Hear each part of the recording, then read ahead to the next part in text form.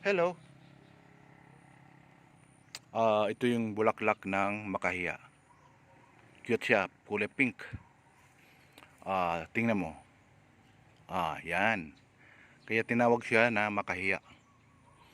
Dahil nahiya siya eh. Once na touch mo siya, bigla siyang napikit. Natulog. Yan o. Oh. Pero ang bulaklak na ay makahiya. Bulaklak niya is kulay pink. Tapos hindi daw ito hindi lang damo. Hindi siya basta-bastang damo. Um, Ito may tinik din siya oh. Yan. Matinik siya, pwedeng hawakan mo na lang kasi may tinik. At saka ano daw to, pwede mo lagain pag kunyari kay high blood or ano man karamdaman, sakit ng tiyan, pwede mo siya lagain, lalo na yung ugat.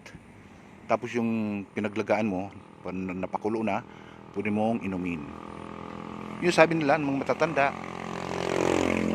ah, na experience nila ito eh. Subok na to.